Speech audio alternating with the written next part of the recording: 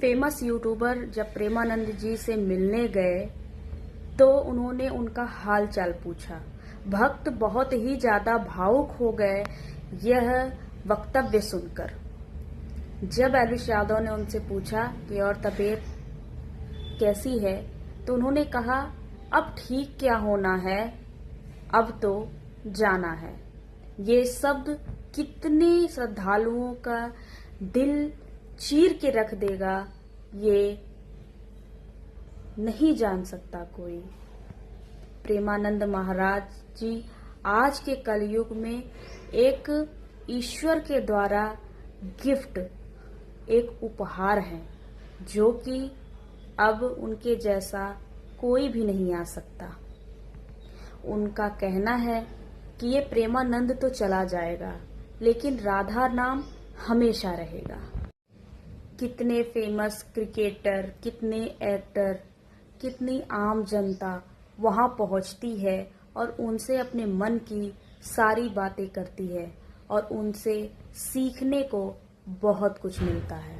आज के दुनिया में सही ज्ञान देने वाला, सही मार्गदर्शक सिर्फ और सिर्फ ख्यालों में ही है। प्रेमानंद जी की तबीयत को लेकर के श्रद्धालु बहुत चिंतित हैं और प्रेमानंद जी महाराज सब कुछ ईश्वर पे छोड़ दिए हैं। बीते दिन उनकी सूजी आंख, लाल त्वचा कितनों को घबराहट का शिकार बना दी गई थी, लेकिन सब लोग मिलकर प्रार्थना कर रहे हैं कि प्रेमानंद जी महाराज जल्दी सही हो जाएं। उनकी जरूरत हम सबको है। इनफैक्ट हमारे जनरेशन को ही नहीं, बल्कि हमारे आने वाले जनरेशन और उनके जनरेशन को भी है।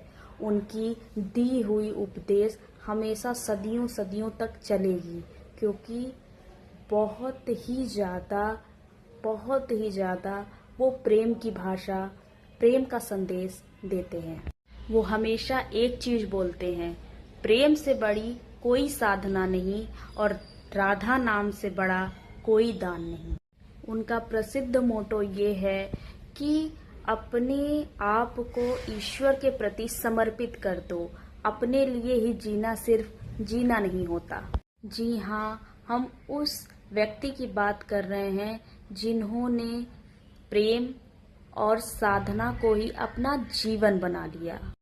उनका मूल मंत्र है कि भक्ति में शक्ति है और प्रेम में भक्ति, भक्ति में प्रेम होना चाहिए और समर्पण होना चाहिए और राधा नाम का जाप होना चाहिए। भक्ति का अर्थ सिर्फ भक्ति करना ही नहीं होता, बल्कि हर एक इंसान में उस ईश्वर को देखना होता है।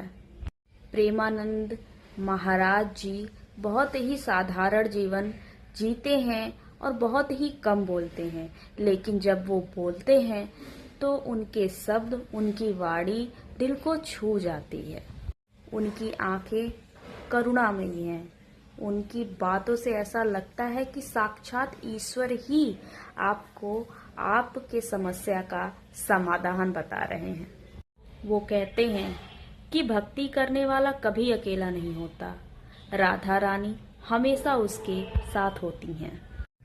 उनका उपदेश सभी युवाओं को जागरूक कर रहा है, प्रेरित कर रहा है भक्ति करने के लिए, और यह एक बहुत ही बड़ा संकल्प है। वो बताते हैं कि सच्चा सुख भौतिक सुख में नहीं है, सच्चा सुख सेवा और प्रार्थना में है। जब मन में राधा कृष्ण का वास हो जाता है, तब सभी अंधकार आपके जीवन से हट जाते हैं। वहीं वो बताते हैं, जो सच में दूसरों को खुशियां देता है वही सच्चा भक्त होता है।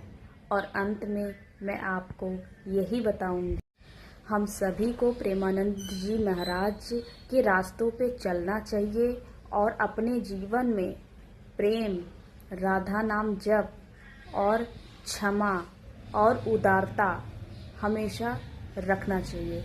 इसी के साथ मैं अपने वाणी को विराम देती हूँ और ये कामना करती हूँ, ये प्रार्थना करती हूँ कि प्रेमानंद जी महाराज जल्दी स्वस्थ हो जाएं और हम लोग के बीच में आएं। राधे राधे।